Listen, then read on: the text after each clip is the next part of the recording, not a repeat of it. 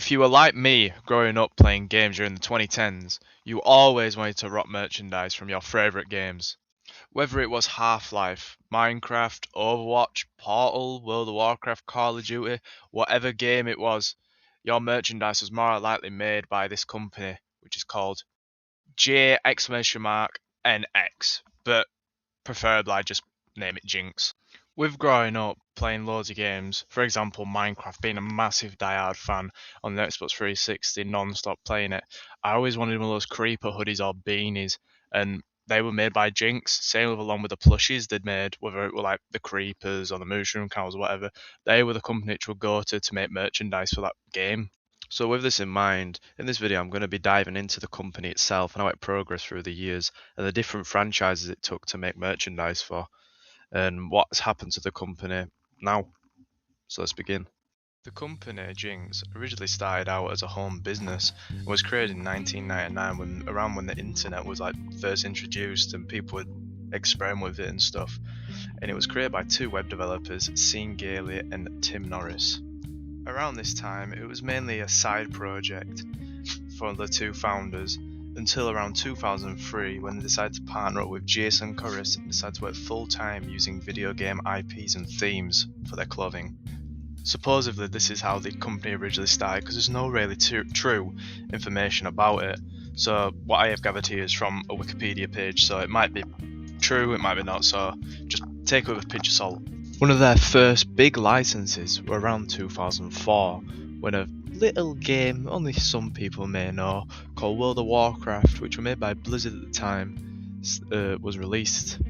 With the wide popularity, shirts, keychains, pretty much anything you could think of merchandise wise was starting to be made for the game, and even some t-shirts for events such as sports events or even just advertise the game like E3 and stuff were usually made by Jinx. From there they continued to make loads of World of Warcraft merchandise from its big popularity at the time, but also started to dive into other Blizzard IPs such as Diablo, StarCraft, and make shirts for them games as well because they were just as popular because they were getting new like expansions and games at the time along with World of Warcraft. Along with using Blizzard IPs, they made their own type of shirts without any input from other like brands or games and such, and just mainly use ones with the logo and stuff like that until around the early 2010s when a new big game came out, which was Minecraft. With the wide spread of the game taking over everyone's YouTube page and no matter what age playing it, Jinx acquired the license and started making merchandise for it. From shirts to keychains to hoodies to beanies to hats to even phone cases, they were making a crap ton of merchandise for Minecraft. You just couldn't get away from Minecraft merchandise, and especially with the Jinx tag inside, because literally just Jinx just made so much merchandise because of how popular the game was. And I remember the plushies selling really well as well because I remember seeing them all the time, basically everywhere. I remember growing up having this hoodie which had all the carrots on it, which were all like pixels, which I'll show on the screen. And I also remember having a large mushroom cow plush as well growing up from the game. But yeah, from here they also acquired a new game license, which was Valve, which I absolutely adore. I have so much Valve merchandise, and I even have some Jinx stuff as well, but I don't have a lot of Jinx stuff. But they mainly did about Half-Life and Portal and a little bit of TF2, and they did like keychains and hoodies mainly and hats and stuff like that. Not really too big, but I do remember them making like a Gordon Freeman foam crowbar, which were really cool as well. But yeah, with Valve and Jinx, they collaborated near the end of Valve making games, with Portal 2 coming out around 2011. And from there, they just made like merchandise for Half-Life and such, but Half-Life didn't really have a new game until like before 2007, when the Orange Box came out with episode 1 and 2. But yeah, they were still making Half-Life merch and it was selling and stuff like that, but I just find it a bit weird how they decided to make and collaborate so late within its life. With the other Valve franchises being Portal and Team Fortress, they mainly just got like wristbands, some cups, jackets, t-shirts, and just stuff like that, nothing too crazy. With around this time as well, other franchises such as Witcher and Rick and Morty, Halo and such were also getting merchandise made by Jinx. Some of them range from just the basics such as shirts and jackets, like for Witcher, Halo, but Some of them also were quite unique, like with Halo getting this really cool vinyl figurine of Master Chief, and with Rick and Morty getting these plushes. And I also remember having this, it was like a Mr. Meeseeks Jinx plush, and I don't know where it's gone now, but it was really cute and I did actually really like it. I didn't realise it was made by Jinx until now. But yeah, with Jinx sitting comfortably on a wide variety of IPs, making loads of merchandise still for World of Warcraft and Minecraft, for example, because they were still quite popular and were still like definitely earning the money. A new IP made by Blizzard started arising, which was their next big merchandise producer. And the game was, of course, Overwatch.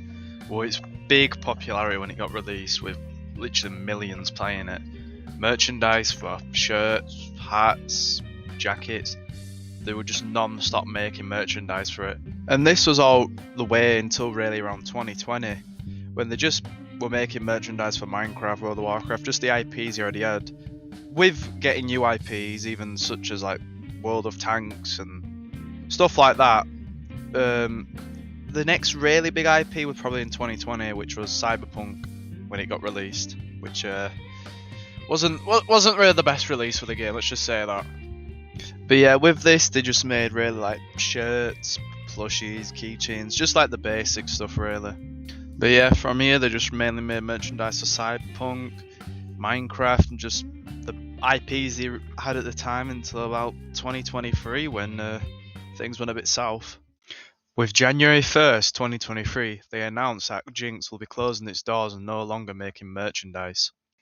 From this, Sean Gailey, who I discussed about at the start of the video, who owned the company, is talking about how the company was, how it went through, and even talked about, like I mentioned, one of their big first big licenses being World of Warcraft, and he talks about how much of a World of Warcraft and Diablo and StarCraft fan he was, and that they used to make parody shirts. I did not know this until now, because early days of Jinx, there's little to no information on it and little to no pictures, even the shirts as well. But yeah, he also talks about the licenses he was grateful for having, such as Portal, World of Warcraft, and such like that, and even ones which I have not mentioned in this video because there's so many licenses they did take, like League of Legends is another huge license. I've never personally been into it, but yeah.